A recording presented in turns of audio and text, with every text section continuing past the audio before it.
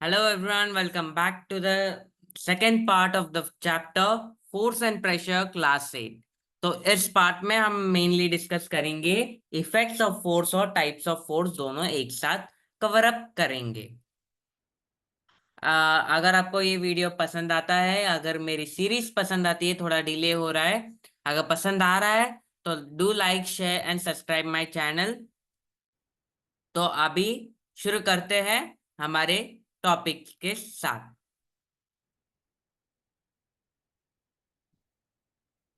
तो यहाँ पे हम पढ़ते हैं about the effect of force.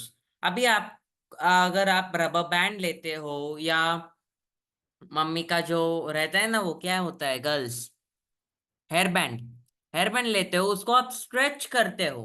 तो स्ट्रेच क्यों होता है? First of all force apply करते हैं हम।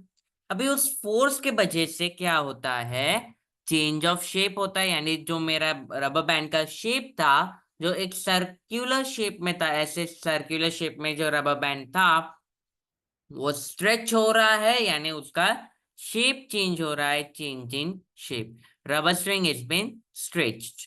वो एक इफेक्ट ऑफ फोर्स है। Effects of force, first one we have covered, that is change in shape. अगला हम देखते हैं कि on applying force on pedal of bicycle it starts moving. यानी आप पैडल मारते हो, बाइसिकल साइकिल साइकिल राइड करते वक्त, तो इट स्टार्ट्स मूविंग, यानी जो रेस्ट पे था वो आप मोशन में लाते हो। और जब साइकिल मोशन में रहती है तो आप उससे ब्रेक लगाकर रेस्ट पे लाते हो। It is an application of effect of force. क्या ये बात क्लियर है? तो आगे हम बढ़ते हैं, मोर इफेक्ट्स ऑफ फोर्स। जैसे आप यहाँ पे इमेज में देख सकते हो कि जो बॉल, फुटबॉल रेस्ट में था, उसको किक करने के बाद वो किस में आता है? मोशन में आता है। अभी यहाँ पे जो ऑलरेडी बॉल मोशन में था, उसको किस में लाया गया है? रेस्ट में लाया गया है। अभी एक्सेलरेटर आपने कार में देखा होगा, आपके पापा या ओला उबर में एक्सेलरेटर रहता है, ब्रेक रहता है, एक्सेलरेटर बस में रहता है। तो एक्सेलरेटर से क्या होता है, आपका जो व्हीकल का स्पीड है वो चेंज होता है, यानी चेंज इन स्पीड होता है, चेंज इन स्पीड होता है। अभी आप इस एग्जांपल में देख सकते हो कि पोट्री जो बना रहा है वो, उसमें क्या वो चेंज कर रहा है? Change in shape, change in shape. आगे फिर आप जब लेमन स्क्वीज करते हो, तब लेमन का शेप चेंज होता है। जब बैट्समैन बॉल को हिट करता है, तब वो एक डायरेक्शन से बॉल आ रहा था, बट हिट करने के बाद वो अपना क्या चेंज करता है? डायरेक्शन चेंज करता है। यानी यहाँ पे हमने देखा कि अलग अलग इफेक्ट्स ऑफ शेप है कि चेंज इन शेप हो सकता है, चेंज इन साइज हो सकता है, यहाँ पे चेंज इन साइज हो सकता है, डायरेक्शन में चेंज आ सकता है, स्पीड में चेंज आ सकता है। जो बॉडी मोशन में था उसको रेस्ट में ला सकते हैं, और रेस्ट का हम मोशन में ला सकते हैं। तो यहाँ पे आपके सामने एक क्वेश्चन आता है कि force cannot change state of motion, direction of motion, size of object या मास ऑफ ऑब्जेक्ट। तो आप आपका दिमाग लगा सकते हो, जल्दी से कमेंट सेक्शन में विद द टाइम स्टैम्प डालो कि यस, इसका आंसर ये है फर्स्ट क्वेश्चन। तो यस, आप अगर आपका बेसिक लॉजिक तो लगाओ कि स्टेट ऑफ मोशन मैंने पढ़ा है, डायरेक्शन मैंने टर्म यूज किया है, साइज यूज किया है, बट मैंने मास, मास यानी वेट, वेट चेंज होने का कहीं पे भी अभी 2 मिनट में एक्सप्लेन नहीं किया है।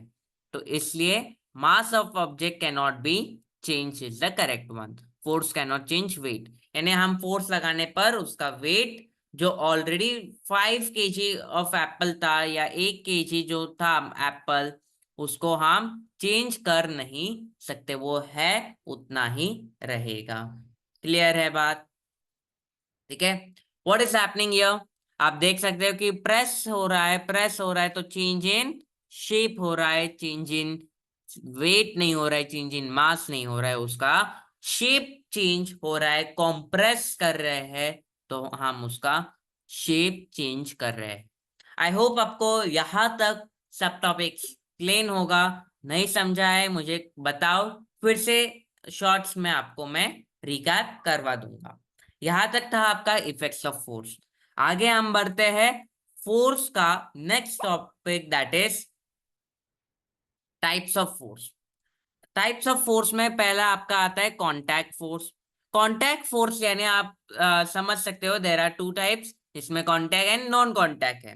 कांटेक्ट यानी आप किसी ऑब्जेक्ट के साथ कांटेक्ट में आने के बाद वो फोर्स अप्लाई हो जाता है। Force force which acts which acts, मेरे साथ आपके नोटबुक में भी शॉर्ट नोट्स बनाते जाइए।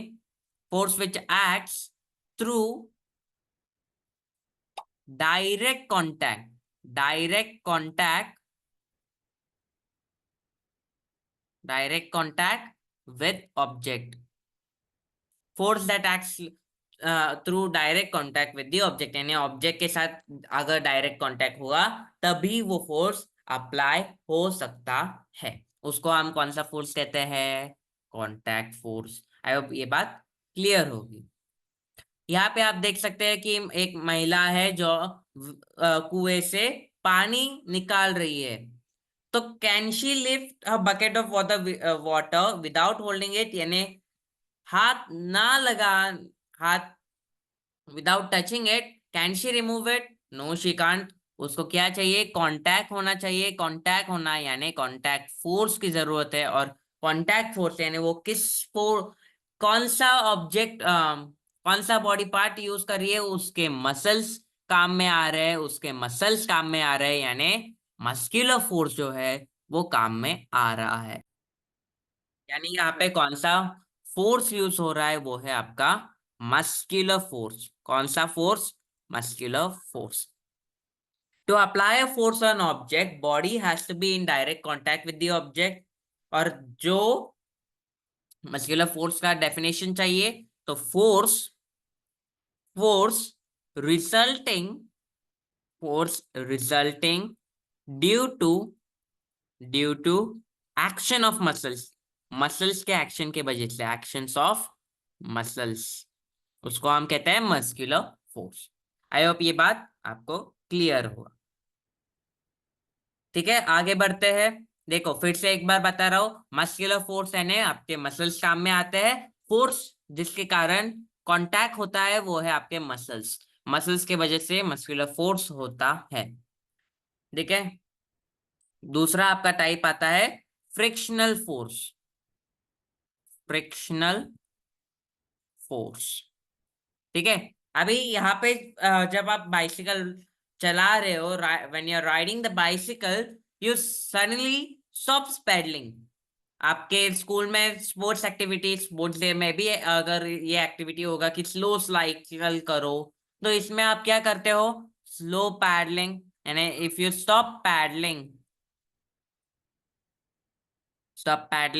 bicycle, it gradually slows down, gradually slows down, slows down। और स्लो डाउन होने के बाद वो फाइनली रेस्ट पर आता है, यानी इट्स फाइनली स्टॉप्स। तो ये स्टॉप क्यों होता है, कोई मुझे बता सकता है? Someone who can tell me? Yes, क्यों वो, मैंने अगर बाइसिकल का ब्रेक अप्लाई करने पर क्यों रेस्ट में आता है? अगर मैं गाड़ी चला रहा हूं, मैं ब्रेक अप्लाई करने पर वो गाड़ी रेस्ट में क्यों आती है, मोशन से रेस्ट पर क्यों आती है? तो यस, जल्दी से बताइए कमेंट सेक्शन में विद द टाइम स्टैम्प, और आपका आंसर यहाँ पे मैं ही बता देता हूँ क्योंकि ये रिकॉर्डेड सेशन है। तो yes,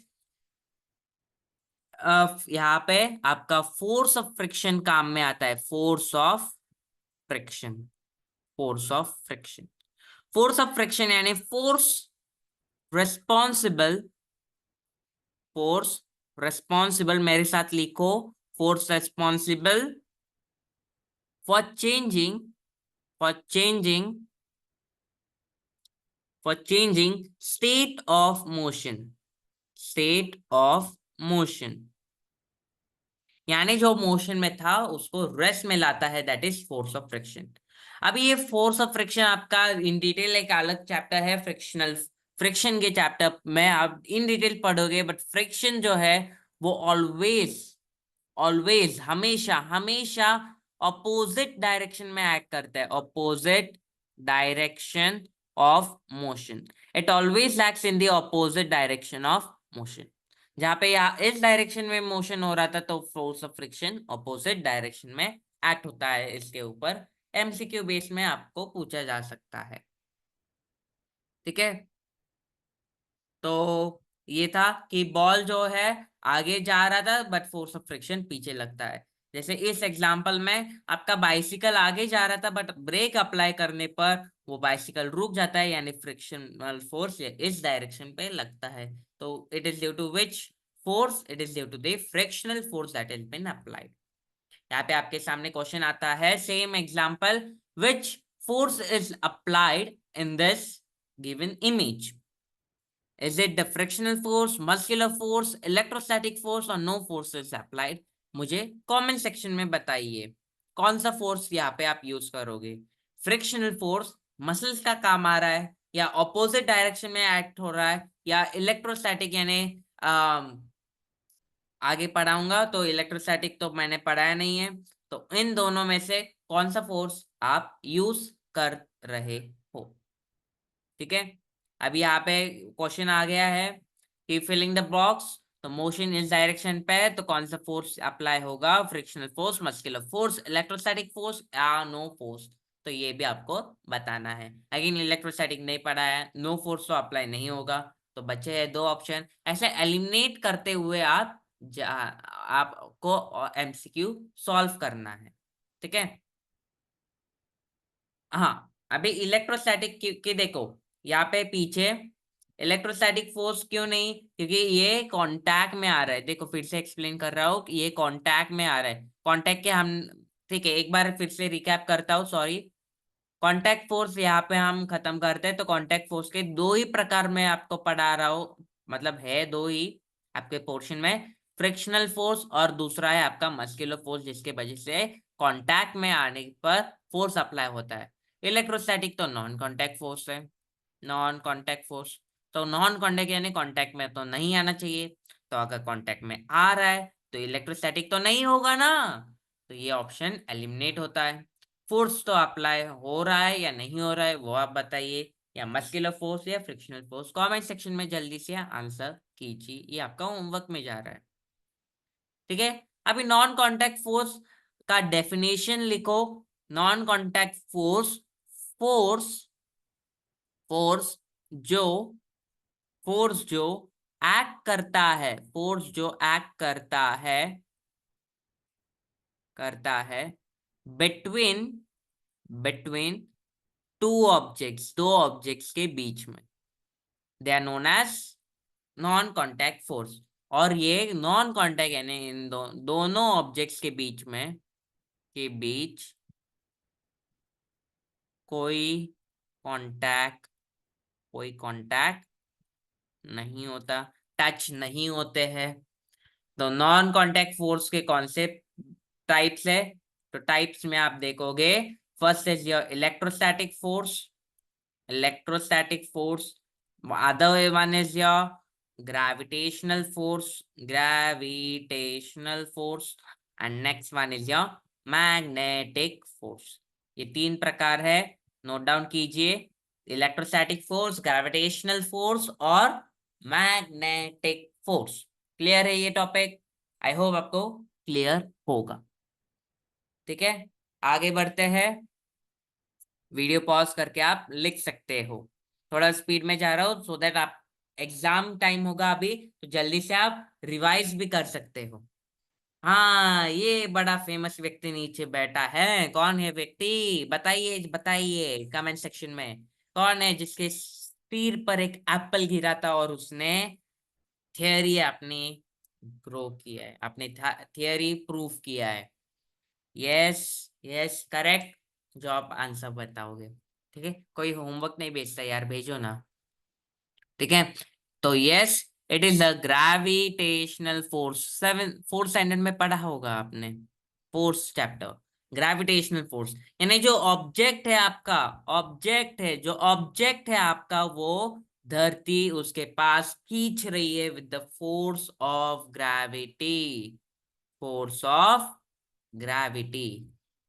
objects are pull towards the earth, यानी जो ऑब्जेक्ट्स है वो अर्थ के पास पुल हो रहे हैं, that is it is pulled towards the centre of the अर्थ।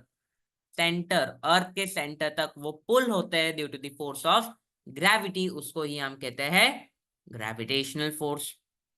ये जो ग्रेविटेशनल फोर्स है, it is always a force of attraction. अगर क्वेश्चन में घुमा फिरा का क्वेश्चन डालना होगा तो टीचर डाल सकता है explain the force of attraction, या कुछ भी जो आपको टीचर के मर्जी में आए। तो डीपीपी में क्वेश्चंस रहेंगे तो वो सॉल्व करना है। आज के वीडियो के बाद आपको वो पीडीएफ टेलीग्राम पर भेज दिया जाएगा। इसको हम कहते हैं ग्रेविटेशनल, यानी जो सेंटर ऑफ अर्थ है उसके पास अट्रैक्ट होता है ग्रेविटेशनल फोर्स, उसे कहते हैं।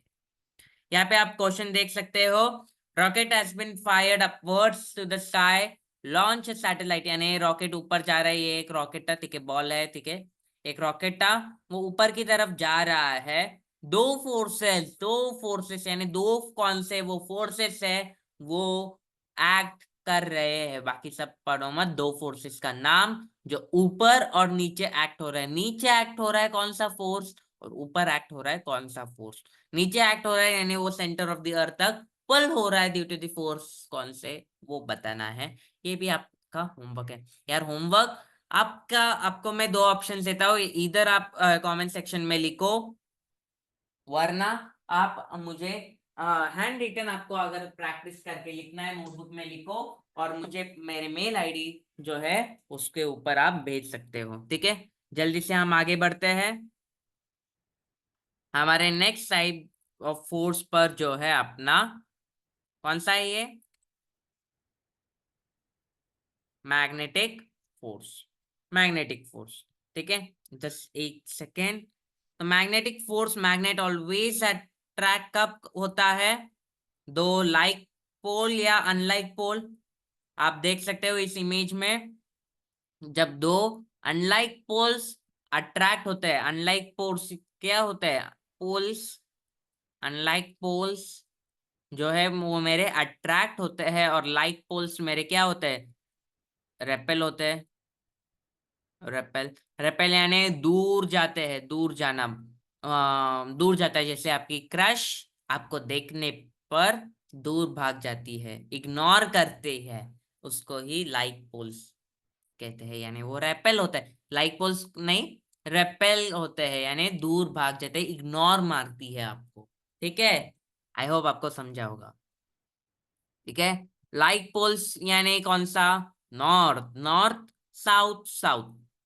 अनलाइक पोल्स कौन सा, north and south, and south and north. अगर ऐसा दो होगा तो वो अट्रैक्ट होते हैं, दो अलग अलग जेंडर के लोग अट्रैक्ट होते हैं, मेल और फीमेल अट्रैक्ट होते हैं, male male female female attract नहीं होते, वो रेपेल होते हैं, ओके।